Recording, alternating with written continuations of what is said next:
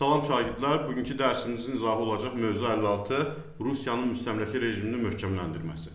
1840-cı il 10 aprel İnzibati Məhkəmə islahatına əsasən komendant idarə üsulu ləğv edildi.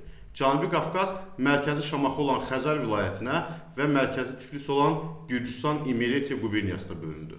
Xəzər vilayətinə daxil olan qəzalar Şəki, Şamaxı, Qarabağ, Lənkəran, Bakı, Dərbənd, Quba qəzaları. Gürcü İmeretiya quberniyasına daxil olanlar İrəvan, Naxçıvan, Yezovetpol qəzaları, Carbalakan dairəsi. Gördüyünüz xəritədə həmənki əraziləri görə bilərsiniz, göstərdim xəritədə. 1844-cü ildə yenidən inzibati islahat keçirildi.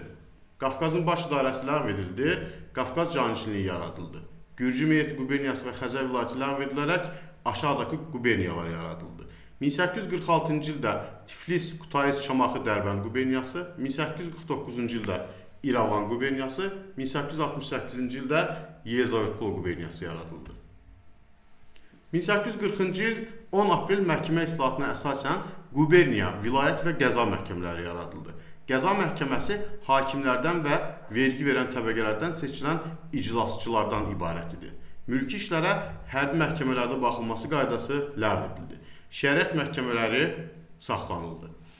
Azərbaycan bəylərinin üsyanlarda iştirakını nəzərə alan Çar hökuməti 1841-ci il tarixli qərarı ilə onları cəzalandırmaq üçün mülkədarları kəndlərin idarəsindən uzaqlaşdırdılar və tiyul torpaqlarından məhrum etdilər. Bu qərar böyük narazılıqlara səbəb olduğu üçün 1842-ci ildə torpaqların müsadirə prosesi dayandırıldı.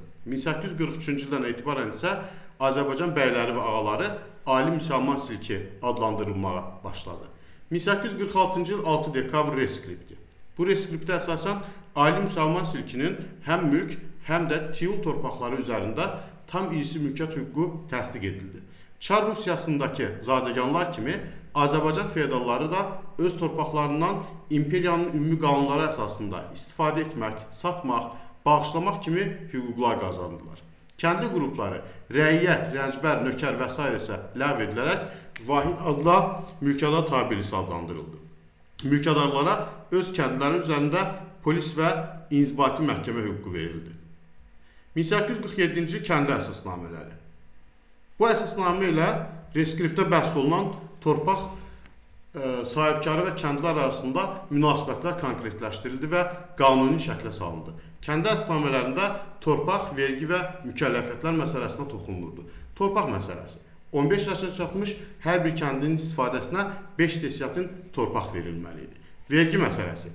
Kəndi malcəhət torpaq, çoxbaşı otlaq, bəhrə, su vergisi verməlidir.